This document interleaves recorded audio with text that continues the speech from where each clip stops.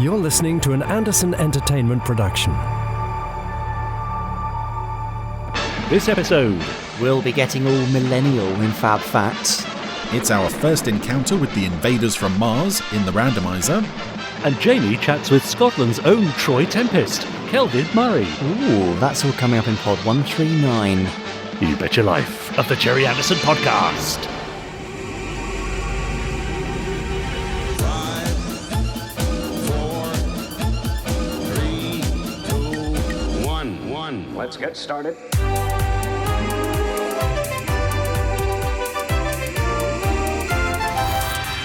Let's go.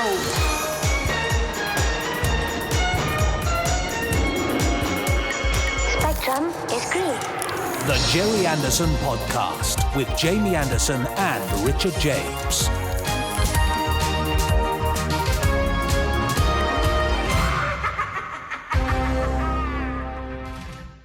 It's the Gerry Anderson Podcast! It is. This is the podcast about all things Gerry Anderson with your hosts, Yes. Richard James, me, Jamie Anderson, him hopping on one leg for some reason over there, Chris Dale. What is he doing? Some Chris, sort of oh, some sort of exercise, I don't really know. strange. No. And we're here for the next, 90 minutes, aren't we, Dickie, with all sorts of Gerry Anderson-y bits, such as... That's true. Well, if you love Gerry Anderson, you've come to the right place, because we're here with Chris Dale's amazing randomiser a little later on.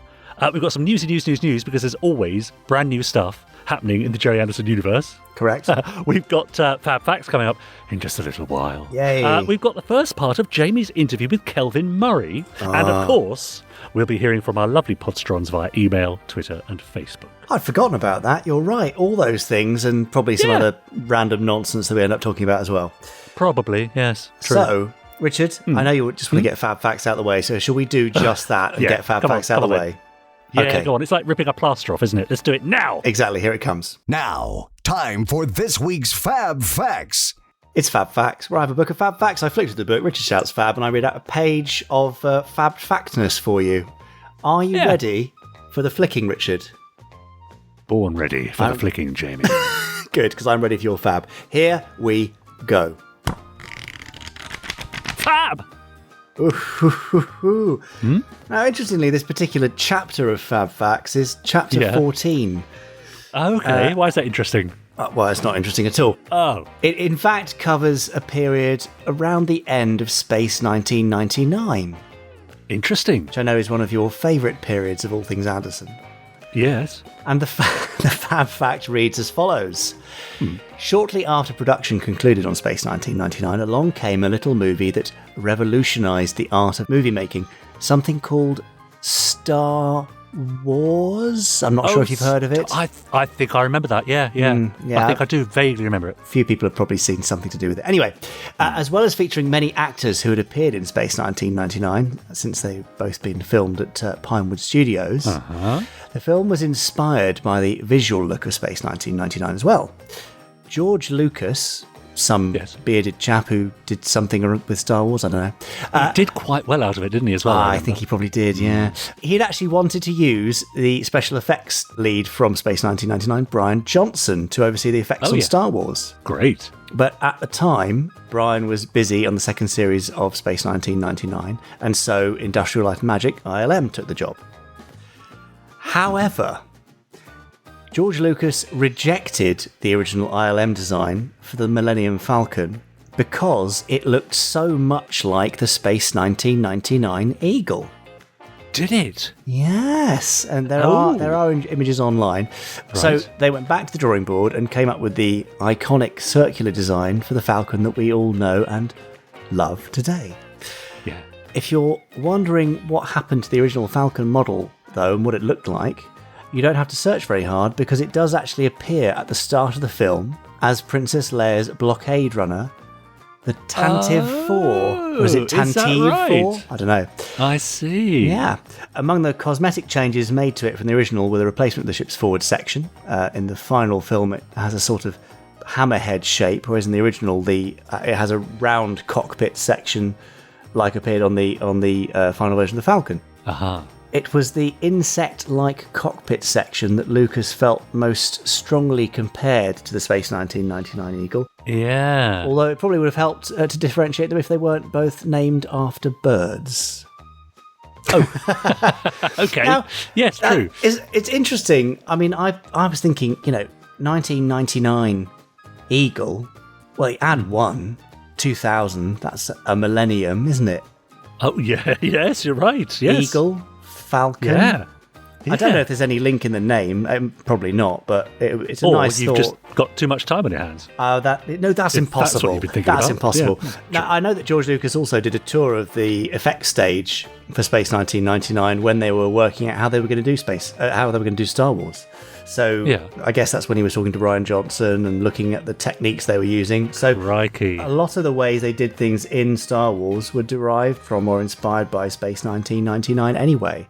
Wow. But in this case, it became the sort of anti-cookie cutter for the design of the Millennium Falcon. And I'm quite glad it did, actually, because it's a very cool, asymmetric-ish design. Oh, yeah. I used to make it out of pizza cartons when I was younger. Nice. Make my own models. Yeah, beautiful. Now, do you think, was that Brian Johnson's I almost signed the Beatles moment? Do you think he might have looked back on that and thought, well, no, because he did go on to the second film, didn't he? I think he was the special effects director there. And did he get an Oscar for it? I feel like he might have done. Okay, great. So it did work out. I mean, Brian was doing some pretty cool stuff. 2001: A Space Odyssey, Star Wars film. I mean, he did all right in his time. That's true. Yeah. But there you go. Fair enough. Very cool that, Space 1999 influenced and sort of anti-influenced Star Wars in many different ways. Yes, I like that. Well done. Good. Well, thank you for that. On that note, I think that brings us very neatly to the end of this week's Falcon Fact! Yes! There we go. Oh, yeah, I do love the Millennium Falcon. I think Star Wars, because Space 1999 was very sort of clinically clean and pristine and everything was very white and sterile, wasn't it? And I grew up watching that. And Star Wars was the first film that I saw where things were dirty. The Millennium Falcon rattled as it flew, and you could imagine bits falling off it. And the X-Wings were grubby and grimy, and that was the first time I think I'd seen that on screen. And I thought that was quite sort of groundbreaking at the time. Yeah. No. Anyway, just my thoughts. Well, the grubbiness is a Derek Meddings derived thing, isn't it? Which was then passed on to Brian Johnson. So again, I think we can take all of the credit for that from the worlds of Anderson. Yeah. Yes, exactly. I think we should just take credit for everything, really. And I say we, as though I'm part of that. Well, you're part of this, so you are part of that. There we are. That's how it works. You're listening to the Gerry Anderson podcast. The greatest thing you can do for us is to subscribe to us on whichever platform you're listening to us on to make sure that you don't miss a single episode. You can also leave us a rating and a review and click on the link and paste it in your social media profiles so everyone can get to hear it and they might join in and like it. You never know. Or not. Also, it's very easy to get in touch with us as well. You can simply drop us an email at podcast@gerryanderson.co.uk. I have a few emails here, so I'm going to dive in with this one from Ian Thompson, who says, "Good morning / afternoon, chaps. Please select as necessary." I'll take the latter, thank you. Yes, likewise. He says, I thought I'd like to pass on a tale from this week that made me smile, and hopefully you and all the other Podsterons as well. Ian says, I have in my possession a Thunderbird 2 from when my son was a young lad from the 90s Tracy Island, which I used it to keep a couple of small items safe in the pod. And also, being as it's Thunderbird 2, obviously, and for sentimental reasons, I've managed to hang on to it and keep it in my bedroom. Now, last week, says Ian, my 3-year-old grandson managed to find it, who came downstairs proudly holding what he called Grandad's plane. Seeing his excitement, I showed him by YouTube a clip of Thunderbird 2 taking off, which he was fascinated with and got me to replay it several times. So next, I showed the clip from Escape from New York where Virgil is attacked by the naval vessel the Sentinel, which he watched with me in awe. But when it came to the bit where 2 missiles explode under the aircraft and the tail section starts to burn, my grandson said, "Oh no," and ran off, only to come back 15 seconds later wearing his Fireman Sam firefighter's helmet and carrying his large fire engine, and he proceeded to try and extinguish the fire on Thunderbird 2. We had to watch this quite a few times to appease him, but when I showed him other clips of the other international rescue craft, he kept saying, "No, Grandad," and we had to go back to Virgil and his near-death experience. Suffice it to say, I think I have a future Anderfan in the making. Thanks, guys, says Ian. Hopes this makes you smile. It did me. Aww. It is excellent and always nice to hear and very cool. And also, he's clearly got good taste if his favourite is Virgil. Well, quite right, yes. Fab grandparenting, I think that would be, wouldn't it? Hashtag. A new hashtag. Fab grandparenting. Now, can we find hashtag Fab great grandparenting? That's a mouthful, isn't it? I like that. Let's make that a challenge. Listeners at home, what's the greatest span in generations within your family of Gerry Anderson fans? Can we have a great grandmother or grandfather and a great grandchild? That would be great, wouldn't it? Yes, there's a quest for you. Good luck. Yeah. Dan got in touch with a merch suggestion. He says, may I suggest faux postage stamps or poster stamps? You already have a lot of artwork that could be easily adapted into the stamp format. You might pick up two markets there, stamp collectors and Anderfans, and I think they're pretty inexpensive to produce. It's a nice idea, isn't it? Yeah. Little stamps to put on your envelopes together with the actual stamps. Something to look at. I mean, really, we'd like to see another actual stamp set, wouldn't we? But did that happen? I can't remember. There was didn't it? I think it was called the Genius of Gerry Anderson stamp set from the Royal Mail. That would have been 2008, maybe 9. Right. Possibly. Great. Yeah. So, well, let us know if you have those at home. Something of a collector's item, I would think. I've got some here. I'm sure you have. Paul Hyde says, hello, everyone. I have a complaint. Oh, right. What? Ready for this, Jamie? Yes. He says, while listening to Pod 138, Jamie, you said that nobody watched Joe 90. Correct. Well, says Paul, in fact, you're very wrong. A couple of weeks ago, us at the Podders Arms on the Facebook Podsterons group did our normal episode club when we're not doing the quiz. We at the Podders Arms found Joe 90 to be very good.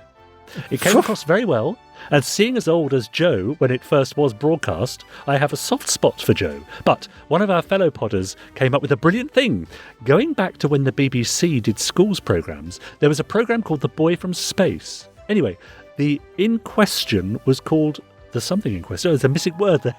That doesn't help. Anyway, the blank in question was called Beep Beep, and he was looking for his father. I jokingly said, this is Joe 90, after the result of being in the Big Rat. He's been brainwashed with all the missions that he'd done. Jamie, I think that you won't remember this, but I may be wrong. Anyway, complaint over. Have you got any plans for Pod 150? Anything big coming up? Keep up the good work. Love listening to you guys, and I have a good laugh at Richard. Keep safe. Yours, Paul Hyde. Fair enough. Yeah. Well, I don't remember the beep beep thing. The Joe 90. No, I mean, schools program. I feel like you've completely made that up. Yes, possibly. I'm sure it did exist, and look, each to their own. People, sure. People could enjoy Joe 90. It's just that a lot of people don't, which is fine. And I would side with them. So for Pod 150, though, now correct me if I'm wrong, but that'll be kind of around mid-April, won't it? Will it? Right. Gosh. And I think there might be something happening then. And we're going to hint more strongly at that in the news. So there might be something sort of for around then that might be special. We'll see. Thanks for asking. How very exciting. Great. Now, I do have one more email, but for reasons which will become clear a little later on, I'm going to hold on to it and save it for later. Oh. Okay. So is it edible? Is that why? No, it's not. No. Okay. No. But in the meantime, do get in touch. podcast@gerryanderson.co.uk. We always love to hear from you. Your reviews and your news and your personal experiences of watching Gerry Anderson programmes. Do let us know what's the greatest span of generations within the same family of Anderson fans. I look forward to hearing that. Now, you mentioned news there. Obviously, I did, yes. We love our Podsterons news, but we also love our own news, otherwise called the Gerry Anderson News. Oh, yeah.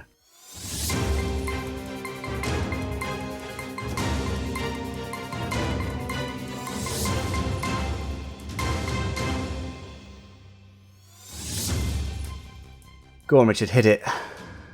Newsy news. Gosh, an extra special sort of newsy drum roll there almost. I thought it warranted it, yes. Okay, fine. Well, I've got a nice mixture of stuff for you today. And let's start off in possibly the most glamorous location in the UK, Slough. Right. Oh. Yeah. So, You got me all excited. as you know, probably, Richard, you may have seen posts around the internet and other stuff. In Slough, very recently opened the Moxie by Marriott. Interesting brand name, Moxie, isn't it? It just sounds a bit strange. I've not heard of that before. They've opened a sort of dual-branded hotel, which is a Moxie hotel downstairs, the first 4 floors, and a residence inn, so longer-term sort of hotel, apartment-style living upstairs. The downstairs part, the Moxie, has a Thunderbirds theme threaded throughout. Oh, yes. And it's been my great pleasure to assist Moxie and Philip Steiner, the general manager there, and the wonderful team of architects and designers in sourcing some authentic Thunderbirdsy stuff to fit into the Moxie's rather cool, sort of slightly hipster urban brand. Great idea. They've been brilliant. They've taken it all in. They've been as authentic as they possibly can, while trying to obviously please Marriott as the kind of the design and license holder and manager. And I went there last week, and they've done a fantastic job. It was really lovely to see. Lots of Anderson mentions throughout, which is great. And, you know, it's not a Thunderbirds themed hotel throughout as such. It's a Moxie hotel with a Thunderbirds flavour. But that flavour is quite delicious. There'll be more on that soon. I think they'll probably have an official opening later in the year, because what a challenging time to be opening a hospitality venue like a hotel. Gosh, good on them. You mentioned long-term residences, did you say? Yes. On the top. But in Slough? Yes. Long-term residence in Yeah. and I suppose. It's the sort of place that obviously, actors might stay in if they were filming at Pinewood, for example. Ah, yes. Or in my spare room, because it's only just up the road from me. Or there. Yes, absolutely. That is the other So option. just putting that out there, need a bit of cash. Please send your applications to podcast@gerryanderson.co.uk. So yes, we'll have more information on the hotel soon, and I think we'll probably be able to arrange some sort of special deal or package for Anderson fans should they wish to stay at this hotel. So stand by for action on that front. Great. Another sort of bargain that we might be able to offer you: we are retiring a load more goodies from the Gerry Anderson store. We're no longer doing Farewell Friday. We bid farewell to our final Farewell Friday last Friday. Right. And so now anything that's being retired and removed is going off to our eBay store. Just search for Anderson Entertainment on eBay, and you'll be able to pick up some bargains there. It's the sort of last stop for those bits and pieces before they are retired forevermore. So pop along there and have a look for some bargains. Now, I mentioned just now before the news that there might be something cool coming up in, say, mid-April. You did, yes. What's that all about? I can't tell you very much about it, but I can say that we will be announcing the something cool next week. Possibly on Monday, maybe later in the week, but then we'll at least be able to tell you what it is, which is very cool. And it'll be something that we can all rally around a bit. That's as far as I can go. We need that. Yeah, Great. I think we do. And it'll be something that doesn't matter where you are in the world. It's something you'll be able to get involved in and enjoy. So that's that. Nice. If you're looking to get yourself a Big Chief Parker figure from Big Chief Studios, we've got a few left in stock, and the rather marvellous AC has done a very smart unboxing, which I think will be available on our social channels and YouTube.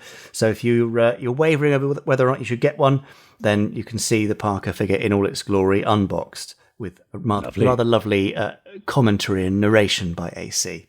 And speaking of AC, he's been very busy finishing off the last couple of tech talks from Series 2. I think the series ends with the Eagle at the end of this week on Saturday. So go and have a look there. But Series 3 has already been recorded and I believe is being edited right now. So more tech talks to come, because they always go down a treat. They do, yeah. There's probably some other Anderson news, but I've forgotten. Richard, have you got anything before we sign off? I have nothing before we sign off. Brilliant. So because you've got nothing before we sign off, let's sign off. That's the end of this week's Gerry Anderson News. That was the news. Signing off the news. There. Nice. Another bumper crop. I love it so much. And there's so much stuff stacked up that we are currently unable to talk about. I mean, I've seen some things this morning which I so desperately want to tweet some frames from. Oh, but I can't. And they're no, I know that's good. But soon. I do see the odd post on our Facebook group, facebook.com/groups/Podsterons. People saying, what's happening to this? What's happening to that? Where's Firestorm? What's happening with Terrorhawk's reboot? And well, we can't tell you stuff. That's the thing. The thing. I'm so close to replying to some of these messages and saying, well, here's the situation. But I can't. No. Can't say anything. No, it's just the way it works. These things, a lot of them take a long time, and a lot of the things you don't even know about that are happening and will be announced in the next month, 2 months, 3 months, 6 months, year. You can rest assured there is always stuff bubbling along. I mean, I can certainly say that I have very few spare moments at the moment because there's so much happening. So you could look forward to things in due course. There's no resting on laurels here. No. Talking of resting on laurels, though, Jamie, are you currently sitting down? Always. Right. Now, take a deep breath because there's an email here from Mike Gray. Okay. That he's the subject heading controversial post alert. Are you ready for some controversy? Maybe. Mike says, so, after hearing on a previous podcast that Terrorhawks was available on Amazon Video, I decided to watch the show for the very first time. And after hearing so many positive things about it on the Podsterons group, I thought now was the right time to tick it off the list. It's worth saying that I'd grown up with Supermarionation as the biggest love of my childhood, and that had transpired into a big fondness for both UFO and Space 1999. But, says Mike, after watching 3 episodes of Terrorhawks, I cannot seem to click with it. People may disagree, but everything seems to be a step back from Supermarionation. The puppets appear to me as merely puppets, which may sound silly, but in past shows they appeared as real people to me and still do. The model work, sets, voice work, music and effects all seem to lack that magic lifelike touch that their predecessors pulled off so spectacularly. Whereas I wouldn't say I disliked the episodes as such, but do you think it's the fact that the bar was raised so astronomically high by the shows of the 60s that I was expecting too much? I'd be interested to know how Gerry felt the show measured up to his past work. I'll definitely keep on watching, as I'm a huge appreciator of all things Anderson, so I hope it can grow on me. One last thing, says Mike, I loved First Action Bureau. I've been listening to it on my drives to and from work, and I can't wait for season 2. That's from Mike Gray. Now, the reason I thought I'd read that out is this is living proof that for every person that doesn't like something, and that's fair enough, we often say, there are at least a couple more who do. So over on our Facebook group, Adam Reed posted, I just finished watching Terrorhawks on Amazon. It's been a while since I watched the lot, but so glad I took the time to rewatch.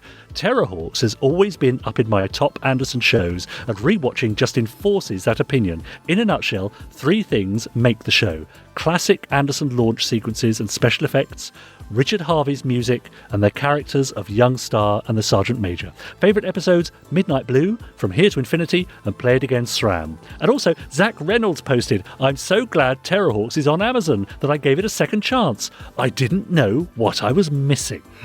So there you go. Just a nice little juxtaposition of those 2 very different opinions about the same show. Yeah, and I totally understand why. It makes perfect sense. You know, you can't make a show which everybody loves. Joe 90 being case in point. Some people love it and others not so much. I've got a theory. I have a theory, as Einstein says in Terrorhawks. I think for a lot of people, their accepted type of puppetry will derive from their first experience of puppetry in childhood. Yeah. Okay. So if the first time you see puppetry and see a still character, a sculpted character, or whatever kind of puppet it is brought to life, that kind of wires your brain and kind of sets a future tone for the sort of puppetry your brain is willing to believe in. Because I would argue that there are qualities of Supermarionation that make the characters perhaps more human in inverted commas, and there are qualities for the Super Macromation characters that make them more human. In terms of the way that perhaps the faces move, or the fact that there are no strings in Super Macromation, for example. So I think what we see a lot is people who grew up on Supermarionation don't find Terrorhawks as accessible in terms of the puppetry. Forget anything else in terms of style and content. Yeah. But people whose first experience was Terrorhawks may not click so much with Supermarionation. They may find the sort of static nature and the caricaturedness that comes from Operation by Wire to be a problem to access. Do you know what I mean? And it's interesting, very isn't similar in the States. For a lot of people, puppetry is something that is designed to be humorous. So to them, they look at Thunderbirds and Captain Scarlet and think, how can you take this seriously? Puppets are funny. Yes. Whereas for them, Yes. Terrorhawks, because it's more comedic, especially once it gets going, they find that more accessible. So I think there's a huge amount of nurture at play in which show you enjoy. Or in case of Joe 90, is just spoiled by a little precocious brat. Now then, no, Jamie, come on. No. Yeah. Interesting as well, Mike says, Mike says he'd be interested to know how Gerry felt the show Terrorhawks measured up to his past work. I don't know. Did he ever think in those sort of terms? Yeah, he did, absolutely. I mean, he looked back at pretty much every show and found things he didn't like. And I think in terms of Terrorhawks, they were hamstrung by the budget, absolutely. They had to go through different methods and even down to the way it was filmed on 16mm film. It was cheaper, it was budget saving. So he felt there were shortcomings because of that. So yeah, I don't think Terrorhawks would be his proudest show, but it doesn't mean that it doesn't have value and can't be enjoyed by the audience. Absolutely right, yes. So there we are. Two opposing views. Just thought that'd be interesting to read that out. We'll be heading back to our Facebook group a little later on with a few more posts. And also, don't forget, of course, you can hashtag us on Twitter, hashtag Gerry Anderson Podcast, and tag me, Richard N. James, him, Jamie. I'm Jamie Anderson. Crikey, how many times have I said that? And then I forget it. Do you want me to go and change my Twitter name now? Yeah, and him over there in the corner. Oh, he's still hopping about, but now he seems to have... Oh, I see. I think he's doing some sort of yoga. Look, he's got his hands in a sort of a prayer position. Is that the lotus or something? Anyway, that's Chris Dalek, and he'll be along a little later on with his randomizer. Isn't that tree pose I think he's doing? That's what it is. Yeah. He does it so well. Nice work, Chris. You're much more limber than I thought you'd be. Now, Richard James, I think it's time for an interview. Oh, yes. If you don't mind. No, good idea. And this week it's part 1 of 2 with Kelvin Murray. Now, you may not know Kelvin because he didn't work on the shows, and he's not off the telly or anything like that, but he does have a rather fascinating job and has a really interesting kind of way into that job inspired by the worlds of Gerry Anderson. Right. So Kelvin is the Director of Expedition Operations and Undersea Projects for a company called EOS. He's a really fascinating guy, and I ended up christening him during this interview as Scotland's Troy Tempest. Yes, I did notice that. You're going to find out why in due course. Okay. But I just thought I'd read this because it sort of shows the level to which Kelvin is respected in the expedition and undersea industry. Kelvin's various adventures have been recognised by being elected as a Fellow of the Royal Geographical Society and a Fellow of the Fellow International of the Explorers Club. For his Arctic work and projects with Indigenous communities, he was recently also made a Fellow of the Royal Canadian Geographical Society. So a highly respected man of all things expeditionary. Yeah, and, it makes you think, what have I done with my life, doesn't it? Really? I know, I'm not a fellow of anything, just a fellow. So, yes, here comes Kelvin talking about all things Anderson and expeditions. Hello, my name is Kelvin Murray, and my job title is Director of Expedition Operations and Undersea Projects for a company called EOS Expeditions. And we run private vessel expeditions all over the world, primarily for super yachts and private vessel owners, but also some specialist projects. And I've been doing this now, working globally for, 15 years? Something like that. Nice. It's a very Anderson sci-fi sounding job title and a sort of range of aquanaut type activities. So I'm sure we'll find some sort of points of inspiration in the chat, Kelvin. What inspired you initially to reach out to us? Can you remember? I remember getting an email from you, just giving us a sort of general bit of summary and praise, which is always nice. Well, I'd been looking at the store website, and I have been a big fan since I was a tiny little person, which was quite a long time ago. And it was like, wow, love all the kit. So, and because of my job and everything in my association with the various different projects, I was like, oh, I've got to get myself a Stingray t-shirt. And and I also got a Thunderbird 4 print, which is up in my kitchen now. Awesome. And that kind of thing. And so because I'd made the purchase, I got a lovely email back saying, hey, welcome to the store. And it was all very friendly. So I wrote back just basically saying, well, you guys have been with me for a very long time, and you just may not know it. And possibly, everything that happened through the whole Gerry Anderson universe might have brought me to where I am today and what I'm doing. So amazing. Yeah. Well, I'm happy to hear that, and we'll happily take all the credit and find out the full story and inspiration as we have a chat. But you've already said you're a Stingray fan. You've got Thunderbird 4 vehicle print up there somewhere.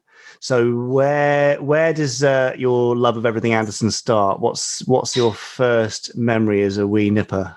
It's definitely Stingray, and it's definitely the underwater stuff. And for some reason, underwater has always just stuck with me. And I can remember very clearly sitting in my granny's house, actually, and there's a bit always in the opening titles of Stingray that I always remember, where the two subs are, the Stingray is being chased out of the water by a mechanical fish, kind of thing. And the reason it stuck with me is because I always wondered, like, wow, is that even possible? And but later on, as I realised, the laws of physics don't really apply when it comes to such a shame. But that, I always found that really fascinating. Wow, submarines chasing each other, and look at all these amazing undersea worlds and that kind of thing. And I've always been bitten by the underwater bug, so to speak. So this just completely tuned into me. Yeah, amazing. It was loved it. In terms of contemporary telly at the time, what else was on for kids? What else was on that you were watching at the same time as Stingray? Do you remember? Oh. Or was it just all about Stingray? Nothing else mattered? No, I think there would have, at the same kind of time I would have had, so there would have been Stingray and Thunderbirds, but I also remember there was other things like, Jamie and the Magic Torch. Yeah, remember that? Well, you would like to think so with your name. Thank you. So Jamie, Trotton and the Wheelies, I was also a big fan of. But I mean, this is when I was like tiny. Yeah. Tiny wee. But no, does seem to be a recurring theme that I was a fan of the Anderson stuff, right through. So Captain Scarlet, and then into Space 1999 and UFO, and then when Terrahawks came along. Rather, maybe slightly cruelly, we started referring to my grandma as a Zelda, because whenever she got up in the morning, she had this like big crazy hair, and I mean, she took it all in good humor. But we used to call her Zelda. Yeah, teachers, grannies, and aunties all had that, so it wasn't just you. You shouldn't feel too cruel. Okay, good. Yeah. But then, and then after that, I sort of like grew up a bit more and got out of the real world and into work and that kind of thing. Things sort of like began to tail off for me then. But it was very much a big part of my childhood and my younger teenage years. So, but you compare shows like the Stingray and Thunderbirds, Trotton and the Wheelies, and Jamie's Magic Torch. The scale and the scope and the ambition and the look of it is just so wildly different. I'm assuming that it was the realism an important part of you getting into the underwater stuff. I mean, the model work and the physics. I know we're saying that the laws of physics are ignored for the Terrorfish and Stingray chase, but do you think a show like Stingray would have had the same effect on you had it been a 2D cartoon? No, I think it was relatable. When I think of things like. The Thunderbirds and how they would, transport themselves from the lounge area there, spinning around in the paintings and going down in the chutes and things like that. I mean, you could almost feel yourself doing that kind of thing. So I think with these even though they're puppets and they're clearly puppets, you can still, relate to them and you can still put yourself in their shoes. Whereas I don't think you have the same thing with an animated cartoon and so on. And funny enough, my kids are 7 and 4, and when I showed them the some of the old Thunderbird stuff, like like, this is your introduction to it. My son, who's a bright lad, and he's very impressionable, and he's very well, he's seen and done a lot of different things, and he reads like a maniac. His words straight out of his mouth was, "This is awesome." So despite living in a world of iPads and Kindles and technology and books and adventure movies and and all this kind of stuff, it still strikes a chord. It still works really, really well for kids. And so it's obviously, as fantastical as it is, or otherworldly in many ways, it still completely tunes into kids, and it completely creates an amazing universe for them to explore. So I'm really pleased. Quite right too. Really I feel like I've done a bit of a duty as a father. I sort of like pass thing on to me. It's what we refer to as fab parenting, basically. If you're introducing the kids to classic Thunderbirds. So, but how was that experience for you then, watching the classic alongside them, other than feeling the pressure of, I hope they like it? But does it change your viewing experience of it? Do they latch on to different things to you, or is it sort of a unifying experience watching it with the kids? Oh, definitely unifying. I think it's it's almost like I'm seeing my childhood happening again, vicariously through my kids. So it's it was actually really, I don't know if reassuring is the right word, or but it had a profound effect, to see him get so excited, about it, and and when he saw the Stingray T-shirt, he was just like, "I am so jealous." Well, we'll have to sort out a kids' version of that ASAP after this. And it's not often that I'm able to talk to somebody who's recently showed the shows to their kids. So I just want to ask you one more thing, and then we'll get back onto your personal experience, Kelvin. In terms of the puppets, they give you any reaction to them? Because it's really interesting. In the UK, we're generally culturally a bit more used to puppetry, but outside of the UK, puppets are only used, often for comedy, particularly in the US. I mean, Team America and a few other things I've seen recently, sort of Comedy Central, using puppets purely for comic effect. So therefore, they don't have the same relationship to it, because Stingray and Thunderbirds take themselves relatively seriously. So what was their reaction? Or did it not even come into the conversation? No, I mean, it's going to sound a bit like Proud Daddy kind of thing, but my son is a reading age of about 12. Oh, great! Smart lad. He's an advanced learner, and all this kind of thing. So we take the time to explain things, because he sees what's going on. So we explained about them being marionettes, and that had been expanded into super marionation and all that kind of thing. So he got all that. But it didn't matter. It was just like, it's an amazing story. It's this happening. There's this action. Blah blah blah blah blah. So I think it would have been as as impactful if had it been sort of modern live action with all the CGI effects and this, that, whatever. So it's still a big impact. My little 4-year-old daughter, she just kept saying, "Is he a baddie? Is he a baddie? Is he a baddie?" No, he's not a baddie. No, they're not all baddies in this. Sometimes they're just people that need to be rescued. And, is he a baddie? No, he's just a... So there was a lot of that going on. So no, they were just completely absorbed. Awesome. Well, I hope you can continue to enjoy more episodes, and that's pretty awesome.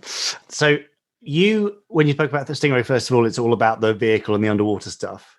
So I know a lot of people, the visuals and the vehicles are almost characters in themselves. They become so important. There's in Thunderbirds, Terror in New York City, there's a scene where Virgil is shot down by the US Navy, and the crashing of Thunderbird 2, people remember really, really vividly, almost as vividly as the opening episode of Thunderbirds with the fire flash coming down and the elevator cars.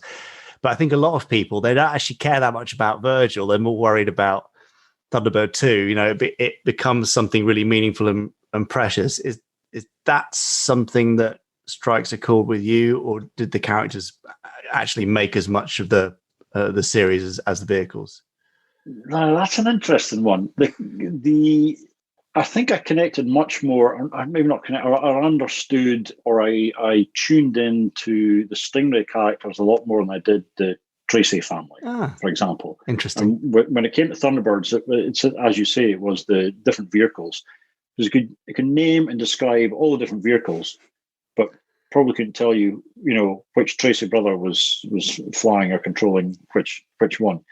They were just like the pilot, so to speak. Yeah. But with I don't know, I think maybe Stingray was a bit more character driven, and you had these very, very distinct personalities of, the square-jawed Troy Tempest and this mysterious, Marina, and then the sort of like the comic sidekick Phones and that kind of thing. So, and then on unusual things like, the if you think about the gruff commander, I can't remember his name. Commander Shaw. Commander Shaw. That's it. Of Marineville, and he was in wasn't a wheelchair thing though, but it was a. Yeah, he was in a wheelchair. But it was a kind of a motorized. Yeah, thing. Which if you think about it, these are all really distinct, different.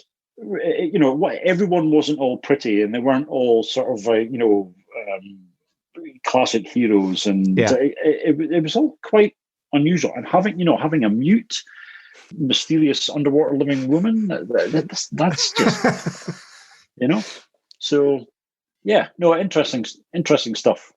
And also the love triangle aspect as well. Although if kids are not really interested in that kind of thing, and I laugh every time my son sees kids, it sees characters kissing or any kind of romance. He's just like, and it's just like, oh man, you're so going to change. And but having this love triangle between Troy and Marina and what's her name? Atlanta. That's it. Yeah. Got to remember all these marine puns, surely, Kelvin. If anyone's going to remember these marine puns, it's got to be you. Yeah. Well, funny, I've got a couple of friends whose daughters are called Marina, and I should really ask them if they're. You must. Yeah. You've got to find out. Yeah. So I definitely think there are differences between different programs. I think Stingray very much character driven, although the sub was a really, really cool thing. It was a kind of a means to an end, Yeah. Whereas I think with Thunderbirds, definitely the vehicles themselves. I always liked Thunderbird 3. I wasn't really used that much. Although I'm a Thunderbird 4 person. Of course. It's Thunderbird 3. I always thought looked the coolest. Okay, I'm surprised that Thunderbird 4 didn't automatically top your list and push all others out. Oh yeah. But tell you what's funny is that with all of these things, I was always interested in the mechanics of how they worked. And so I would look at Stingray's propulsion, for want of a better word, and I would go, right, how does that actually work in the water? And I would look at Thunderbird 2 and I would say, it would have to be really, really powerful jets to get it to actually fly and provide any kind of lift with those wings and things like that. But I didn't, say that's not real. I would say, oh, I wonder how that works then to actually make it do what it does and things like, how does the tail thing work on the mechanical, fish, the terrorfish, and all that kind of stuff. It was ammunition and food for a hungry, creative, curious mind. Yeah, so really loved it. A technical fascination. A lot of people grew up with that, and that evolved over time.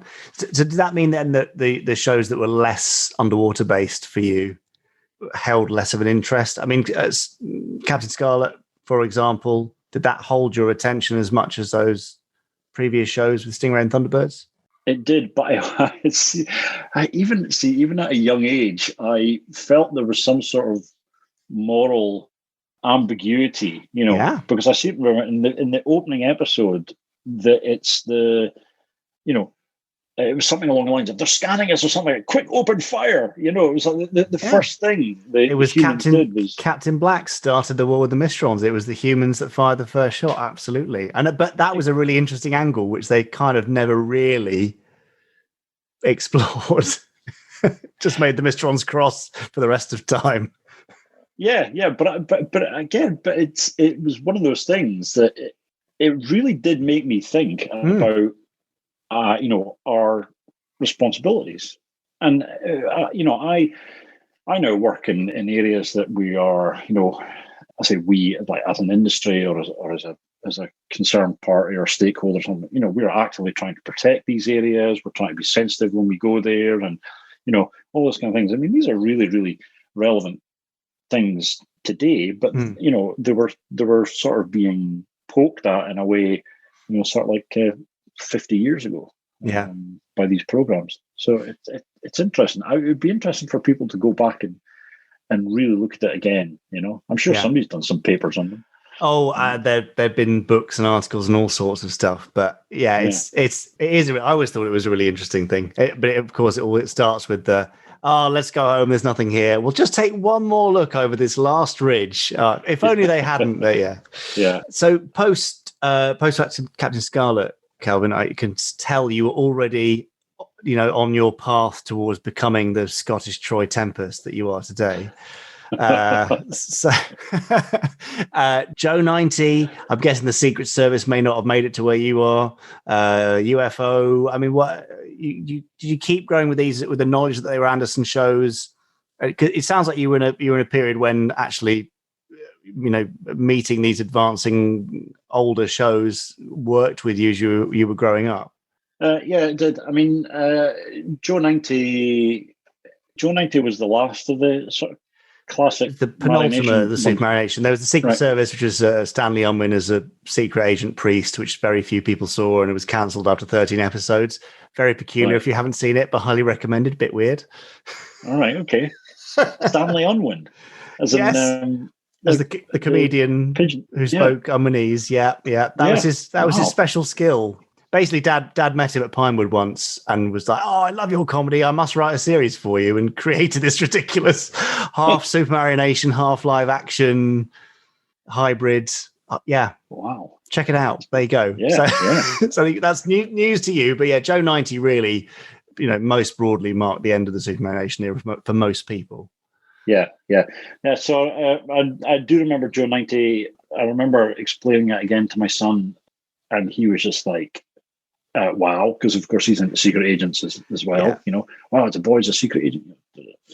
But for me at the time, I watched it and I was interested in it because obviously I enjoyed the other stuff. But I didn't really have the same impact on me as the others. But then I was into Space 1999 was the next one, I would say, for me, and that's. And I can't remember at the time if I twigged that it was part of that whole universe. Although it did very clearly have the Gerry Anderson name attached to it, and it was ATV. ITC, ATV, Central 21, Group 3. All those kind of vaguely familiar distribution and production company names. Yeah. So I had those different, but I guess at the time I didn't really care that much, because I was more interested in the actual program and the content. Yeah, of course. And again, I really enjoyed almost the humans out of their comfort zone kind of thing and going forth and exploring. Because of course, the other thing I was really into was Star Trek, and Trekkie all the way, none of this Star Wars nonsense. Where you've got, I find that humans being put into extreme environments is much more, sort of like fascinating. Yeah. And in many ways there is this whole kind of like moral or this kind of inspirational thing where we're going off into the dark and we're able to survive and overcome anything and so on. But then they also make a few alien pals along the way, and that throws up all these other interesting ideas. So So yeah, I loved it. And then of course the initial premise of just like the moon being blasted off into space. It was like, wow. I just loved how imaginative it all was, and it all seems so original but actually almost believable. Yeah. I never questioned it. I was like, why? The moon would never do that. The moon would never be blasted off into, da-da-da.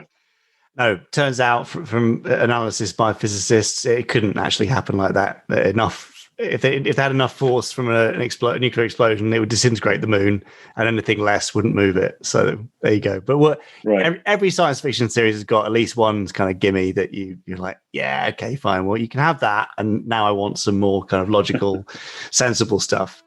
Scottish Troy Tempest. Thank you so much. Yeah, that's great. More from Kelvin next week. Go on. Was he happy with that? Yes, he was very happy. I think he said that. He was. He's going to adopt it, but he's sort of he's a handsome gent with dark hair, and yes. I'm sure he's a hit with the ladies and the mermaids alike. So yes, I'm sure he is. There's much more of that. Really, really interesting chatting and seeing how childhood telly experiences can stick so firmly that they do shape your future. Yes. It's a bit like nominative determinism, except in this case it's kind of content determinism. Yeah, it changes your life. So more of Kelvin next week, and we'll be delving into more of his adventures and perhaps misadventures too. Very good. Well, I look forward to that next week. Now, heading back over to our Facebook page, just to carry on from a few posts that have been left there over the past week or so.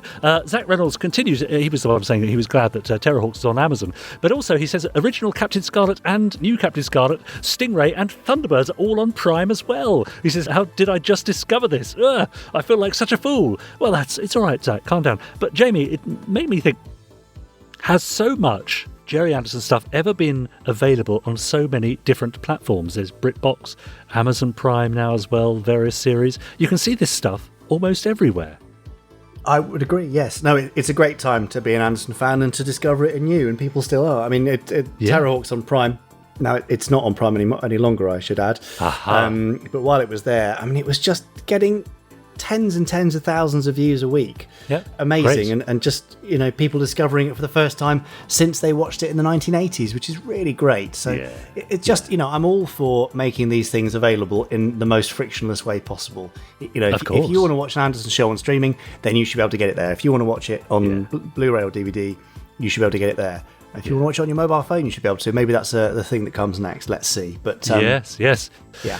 Yeah, sure. Alex Pass said, listening to the preview of Big Finish's new adaptation of Death's Other Dominion from this month's Space 1999 box set sounds very promising.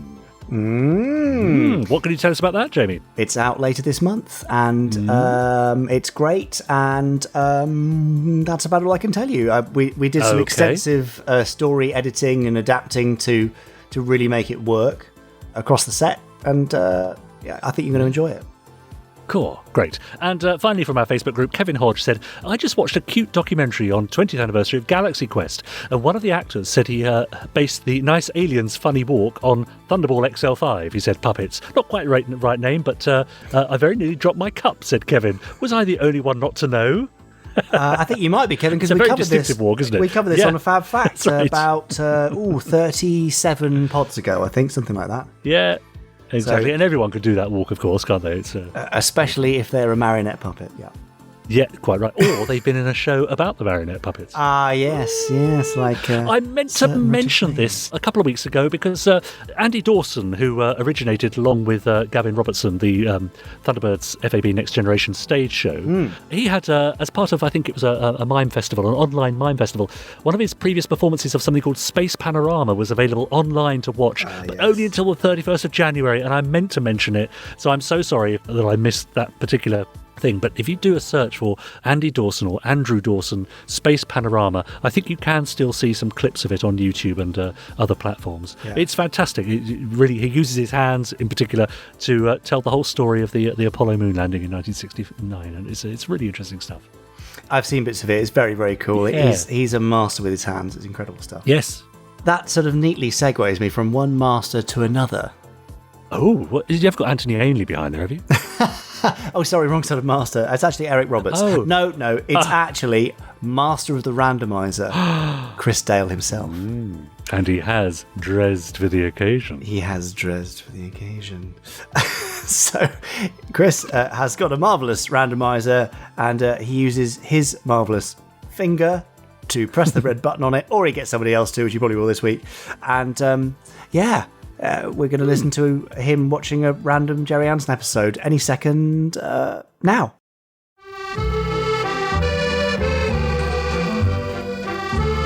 You will do this great favor for me. You will model for me at the premiere. Well, Monsieur Lemaire, I'd gladly put on a dress if that's what it's going to take to get you to agree to pressing the button on the randomizer today, although I think Marina's particular body shape might be more flattering to your creations than mine, and not to mention much less nightmarish. Oh, that dearest girl. I would follow her to the edges of the earth. Excellent. You mean? I mean, if you press the big red button right here, I, as Marina's manager, can guarantee she'll be at your fashion show. Probably. You will not be disappointed. I promise you. There will be a sensation. Well, let's hope so. Oh, mon Dieu. Yes, I'm sorry, it is rather a lot of noise. Let me just take care of that. Huh. Well, that's a sound we haven't heard for a while. What does it mean? I don't understand. It means that we have landed on an episode from a 2-part story. So we'll be watching part 1 today and part 2 next week. I would never have believed it. Indeed. So break out the champagne. Did I hear someone mention champagne? And pass me that printout, Francois, if you please. I shall commit my great secret to Pepper. Oh, thank you. Right, let's see. Okay. What is it? Well, it's, I hope you don't mind. No. I mean, it's not one of my favourite stories from this particular series, but... Alas, I'm the end of my wits. What am I to do? But it's also notable for being that show's very first episode. Oh, this is too much. Which, is definitely something. Oh. So, without any further histrionics, here's Terrorhawks with part 1 of Expect the Unexpected. Watch carefully. But where do you suggest? The top of the Eiffel Tower? Well, we're not really allowed to travel at the moment, are we? Oh, I need reviving.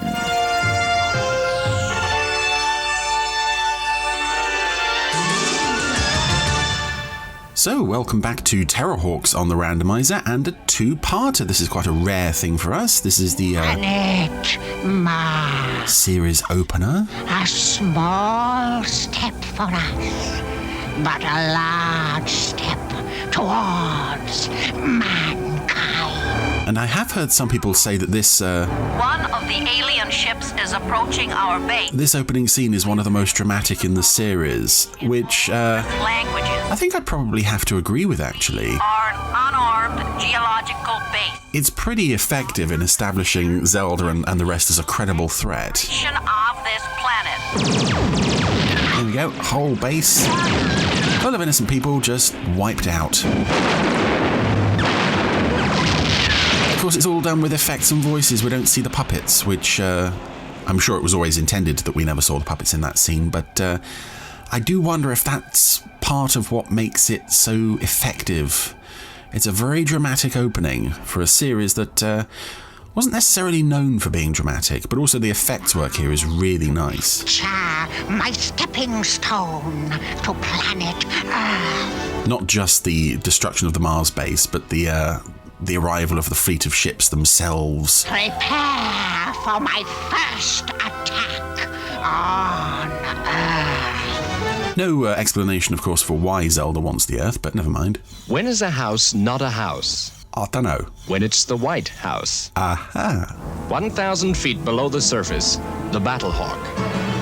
Flagship of the Terrorhawks, an elite fighting force ready to engage the invaders from Mars. What do you think? Yep, Robbie Stevens picking up some extra work as the narrator here. Mechanical metamorphs. Certainly offensive and as Mechanical metamorphs. I don't know. To attack. It looks like our first 1030. Exactly. Have a good fright. I'll stuff you. They're establishing the casual racism early there with Hero. Hawk Nest, 1010. And I don't know. What? I don't know. I was going to say some words. but now we have this lovely Treehawk launch to look at instead. So I'll just marvel in this for a while, because as silly as it is having Treehawk launch from the tree like this, which seems to be in the middle of nowhere, I've always rather liked that sequence. No idea how Hero gets aboard, of course. 101, this is Lieutenant Hero. I'm docking with Space Hawk now. See you on the flight deck. 10-10. I mean, where else do you think I would be? I'm always on the flight deck. But this is another nice scene as well. 101's smiling at Hi, Hero. Erica. My, how you've grown. Nice to see you, Lantana. Why, Cassandra, you look beautiful. You've obviously been talking to them, just like I told you. Yes, sir. You know something, 101? Dr. Einstein's theory is that my plants flourish because of the artificial gravity up here. And when I explain to him it's because I talk to them, do you know what he says? You're a nut? Exactly. So that's a nice scene establishing the relationship between Hero and 101, which is going to remain in place for the rest of the series. They've got, they were reasonably well defined in that scene. Unfortunately, certain other characters in this story are nowhere near as well defined. Case in point, I really hate this early Tiger Einstein puppet. Doctor, I have a contact. I don't believe it. I just don't believe it. It does. The puppet looks like someone's taken his head and just put it in a vice and crushed it, and that and the jaw being very large and floppy on that puppet. I don't think this puppet lasted very long, thankfully, because he's not pleasant to look at. This is Space Sergeant 101 calling Zeroids 1 to 100. We have a contact. Keep your eyes peeled. And I do get with a lot of these Super Mario Nation shows and, well, Anderson shows generally, if you've got a good story for the first episode, then it kind of doesn't matter that you don't go out of your way to really explain... Must have a visual sighting by now. ...who characters are and what they're doing there and what their relationships are to each other. If the story is good enough in the first episode, we can assume that we'll find out the rest of that stuff later. So when you get an opening episode like this... Radar echo. Which isn't... Open fire. Especially the show's finest hour, not by a long chalk. It is kind of disappointing. You don't really care about what's going on, and you don't really care about the people either, so... The energy source, Captain. It's still there. Well, except for certain characters who are perfect right out of the gate, namely the Zeroids and Zelda. Unfortunately, the human characters never quite lived up at any point. But the music is telling us something that does quite live up is... Hawkwing. You on the wing? I sure am, ma'am. You have a 1050.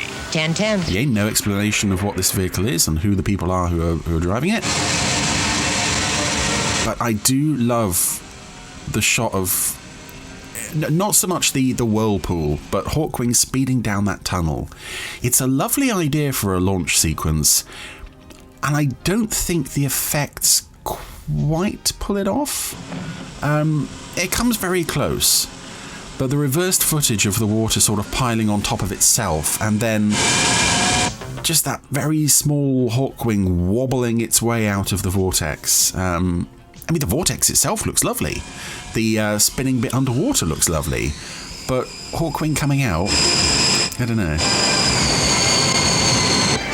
Even the sound effects weren't really supporting it there. Energy source approaching ionosphere at Mach 6. It's a controlled descent. Still no radar. And Mary Falconer doesn't get much in the way of good dialogue or moments in this story either. She's another puppet who doesn't quite look there. All right, Katie. Here come the coordinates.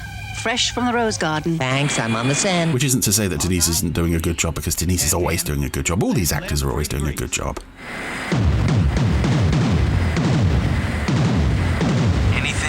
I fired at nothing, and guess what I hit? Okay, Katie, stay in that area. I may need you. 10-10. Energy source now. I've always wondered with this show as well, when you see scenes in the Battlehawk cockpit. 100 miles due north of Bangkok. There he is, there's Zero. You see the view directly ahead from Battlehawk, and it's just this long tunnel, which I've always assumed is meant to, that's meant to be the upwards tunnel from when Battlehawk actually launches. So I don't know what this miles of tunnel ahead of them when they're landed horizontal at the bottom of the bay is about. Anyway, here we go. Just as the point of the episode is flagging, we introduce the Zeroids. Right, man. Let's be having you. This is it. Albeit largely in stop motion form. And straight out of the gate, Windsor Davies, as a robot, as his Sergeant Major character, is just perfect. Equipment and men aboard, Captain. Thank you, Sergeant Major. Stand by for liftoff. And it also helps that the Zeroids are just beautiful designs. Not that I think Windsor Davies needs any help. And now we have the Battlehawk launch. And I feel I can talk over these sequences as if we're watching them for the first time, because this is what viewers watching this episode for the first time back in '83 would have experienced. I kind of like the idea behind this launch sequence, that they're so far beneath the White House. But you've always got that question in your head, what happens through everything in the White House? All the furniture. We know it gets tipped over and thrown about. We saw that in Terror Tomb. So, I mean, I would assume most of the house itself is just for show, really. Haiti, bring the Hawkwing to the battle zone. We'll need air cover. We're on our way. Hero, move into geostationary orbit. I want you to keep your eye on the battle zone. 10-10. And I do get the feeling that this episode, this opening of Terrorhawks was a bit of a disappointment to long-time Anderson fans who saw it when it first went out, expecting something like a Glory Days return to the old Super Mario Nation style, and they got this. Exactly. I think the show is more popular with either people who weren't aware of it when they first saw the show back in '83, or encounter with the new Martians, Tiger. What do you expect? Or have come to it later. I expect the unexpected. Because that's the title of the script. I was also confused by that new Martians line. It sounded like there were previous Martians. But who knows? Who cares? We are now in... Yeah, we even get a caption saying we're in Thailand. Which is strange because the show rarely went anywhere other than the desert or Badwater County. I think the most exciting place they went after this was Egypt. One of my men has just reported. Yeah, I got it. How are we doing? We are doing just fine. I think another reason I don't like that tiger puppet is because his face is so crushed. It shows off his teeth. Sergeant Major. More than any other puppets. My reconnaissance party, sir, report that the area... Oh, that one-eyed glance over at Tiger. That's a lovely... These Zero props are so... Oh, they're so lovely.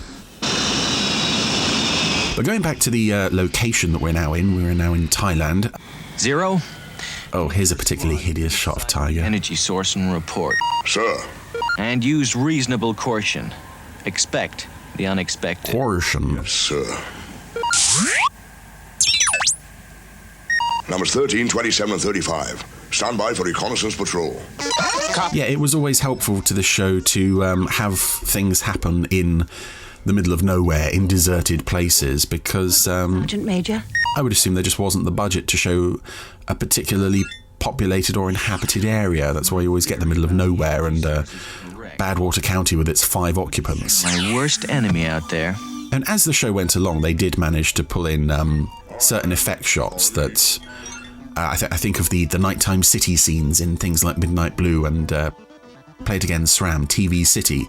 That always looked quite nice, but... I'm moving us to Hill 28. You couldn't show an inhabited area on this show's budget. It was rare, really, to see multiple puppets in the same room. I think later on there's a party scene in Space Cyclops, and there are lots, or seemingly lots, of puppets there, and it's quite a shock. And away goes Terrorhawk, which, I don't know, it looks quite nice in that one publicity photo. Otherwise, I don't hugely see the point of this vehicle, though it does look nice close up, though. Again, the idea was that it could detach from Battlehawk and sort of observe the battle site, but they didn't really use that feature that often. He's nothing. Zero, how we doing? We've located the energy source, sir. And what? So I've waffled over a lot of what's actually happening here. There's an unknown alien energy source they've tracked from Mars to Earth. I can't see it. They can't see it. Zero, fire an energy bolt at the source. So? And it's a... This is demonstrating a power of Zelda's, a feature of hers that...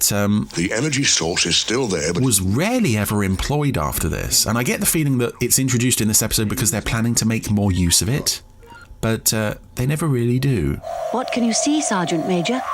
I see a spaceship. Under a gigantic spider. It's an alien spaceship. And it is under a gigantic spider. Just what I expected. A rubber spider. Right, but the spider's not gigantic. The spaceship's minute. Yeah, Zelda's ability to change the size of her vehicles. You would think that would be a massive advantage in combat against the enemy. I think she only uses it again once after this. But this is very cool. The flashing, now the spaceship is bigger than the spider, but not by much. Roll on. And bigger again. And then it just fills the sky. It's very cool. Roll on! Yeah, if nothing else, this show really establishes Zelda as a threat. Zero to Battlehawk. I want 50 men here immediately. On our way, Sarge. No, Sergeant Major. No. Return to Battlehawk.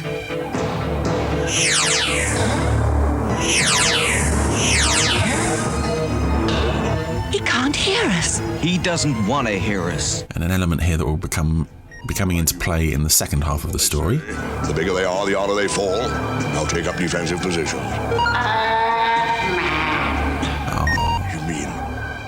And she calls him a man. I believe 13 is an unlucky number for some people. Oh dear. Poor old 013. Oh no. There! I was right. That's it, we've established these robots are absolutely gorgeous and perfect in every way. Let's just kill one of them.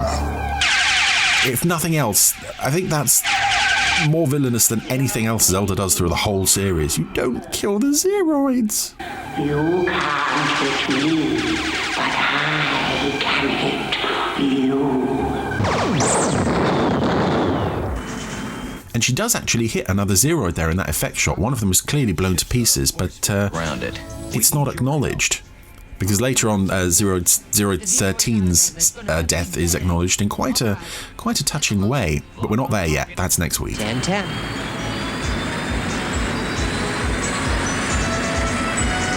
But we are now coming up to another feature, which I assume was meant to be a regular feature with this show, because why else would you introduce it in the first episode if you're not going to do it again?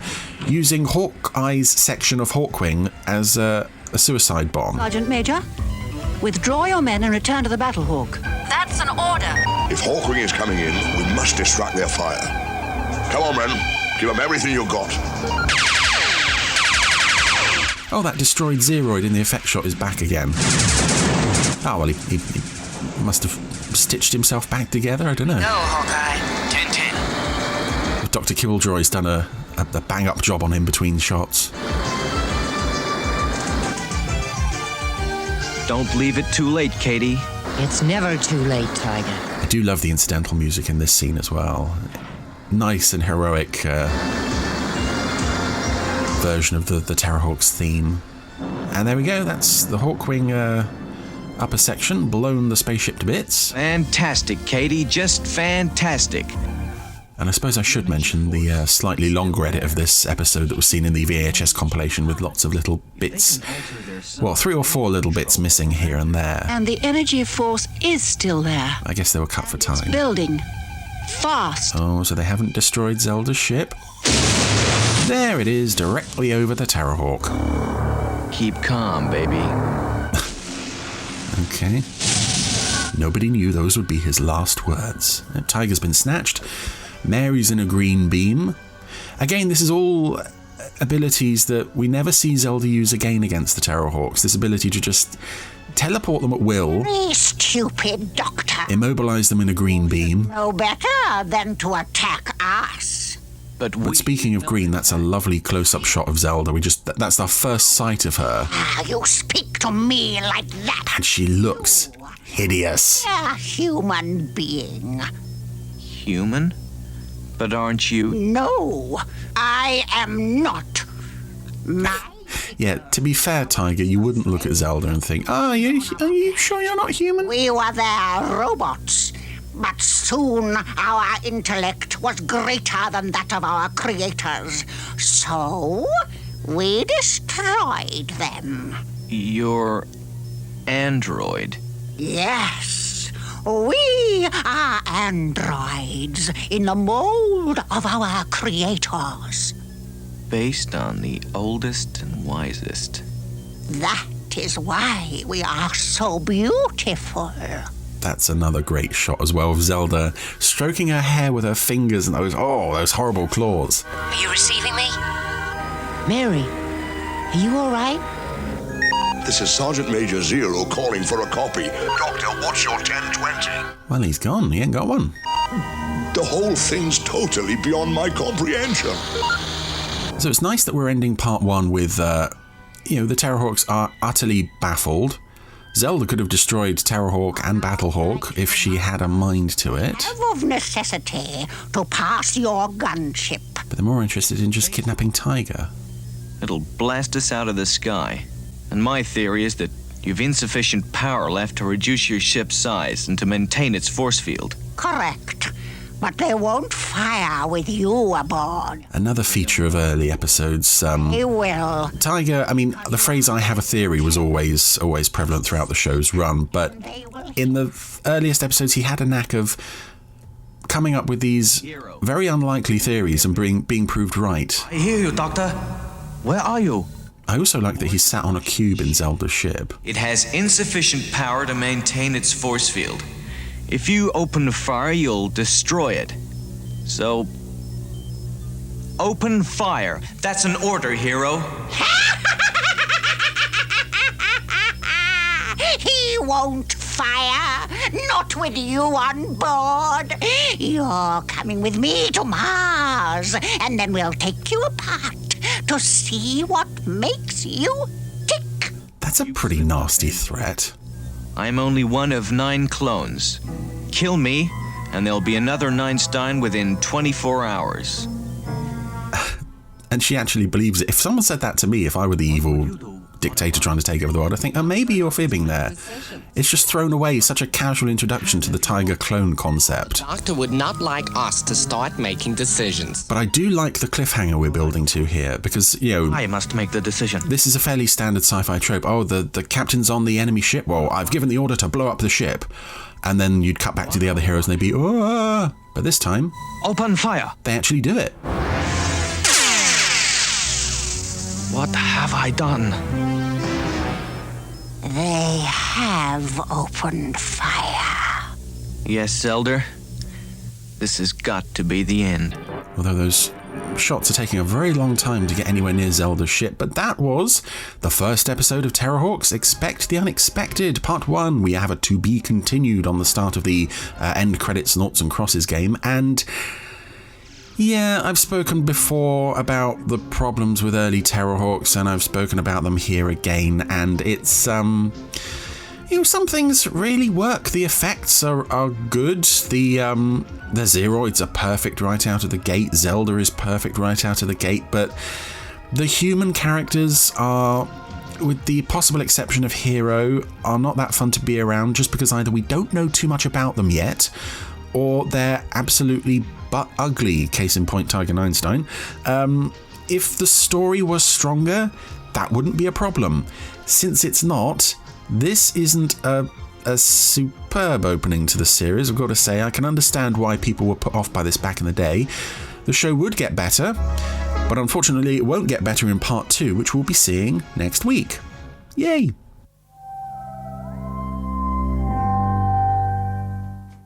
Well, that means we know what's coming next week because it's a two-parter, and as the rules of the randomiser dictate, if we get a two-parter, Chris watches one part this week and one part next week. So just one for you there, really, Mike Gray, who loves Terror so much. I hope he enjoys that. And next week as well as a two-parter for him. Yeah, brilliant. Exactly. A fortnight of joy for Mike. Yeah, exactly, yes. Look forward to it next week. That's lovely. Very good. Thank you, Chris. Now, over on Twitter, of course, people have been hashtagging us Gerry Anderson podcast. For example, Tone said, have now listened to the 2 Catherine Schell interview episodes of the Gerry Anderson podcast back to back. Another wonderfully rich and interesting character among the ranks of Anderson alumni. That's nice, isn't it? Lost in Transition said, re-listening to the Gerry Anderson, Jamie Anderson's interview with the legendary Shane Rimmer on the Gerry Anderson podcast. Absolutely terrific stuff from Shane. Yeah, it is nice to be able to go back and hear those voices again, particularly those that, we've lost since we started this podcast. What was it, a couple of years ago or so? And Jeff Owen says, using Geek Cred in work again. I had to give a company phone number to one of our wardens, and I saw that the number ended in 1999. Did I say it as 1999? Nope. 1999? Nope. 1999, of course. Yes. Very good. So do tag us, me, Richard N. James, or him, I'm Jamie Anderson, or him over there. Oh, he's lost his balance. Yeah, now the randomiser's out the way. He's lost focus, I think. Chris Dalek. And I'll read out your tweets next time. Great. I look forward to all those tweets and more. Yeah. And particularly Kelvin Murray Part 2, actually. I'm kind of looking forward to hearing more from him. And obviously, Terrorhawks, Expect the Unexpected Part 2. What's not to love about... It's a week of Part 2s. Yeah, exactly. Exactly. That's it. You're quite right. So we'll see you next week in Gerry Anderson Podcast Pod 140. Part 2. Part 2. Oh, no. 139 Part 2, sorry. also known as 140. Yes. Email us podcast, gerryanderson.co.uk. Follow us on Twitter. Tweet us with the hashtag Gerry Anderson Podcast. And we'll be back in your ears next week, shan't we, Richard? Yeah, definitely. All right. See you then. Bye. Bye.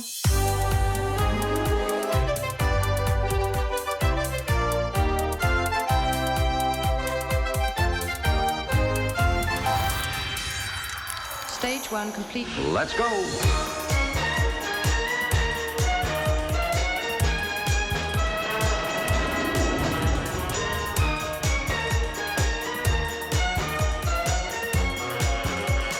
Spectrum is green.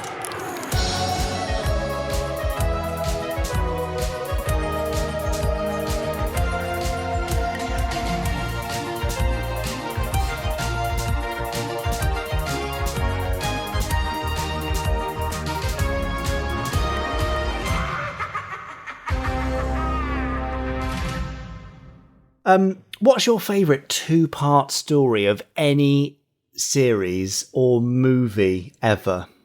Oh, favourite two-part story? Well, it's got to be, I've got to go to Star Trek Next Generation, and I've got to go to Best of Both Worlds, parts 1 and 2, that I think straddled the end of the 3rd season and the beginning of the 4th, I think. Yeah, it's got to be that, definitely. I remember watching that and not being able to wait, because it was literally... You had to wait, months for the next season, not just next week. How about you? No binging back then. No. I'm not sure, actually. I know I asked the question, but I now can't think of the answer. Well, surely it would be Death Watch Part 1 and Part 2, or Fire Within Part 1 and Part 2? Yeah, let's say it was Death Watch Part 1 and Part 2. What did you like in particular about that? The fact that there were 2 parts, I was quite a fan of. You haven't seen it. Oh, what's that? That sounds like the door. Yes, I'll have to convenient. go. Sorry. Bye, right. Richard. See you next week. Yes. Bye. Bye-bye. See you next week. You have been listening to the Gerry Anderson Podcast. Wasn't it fun? You have been listening to an Anderson Entertainment production.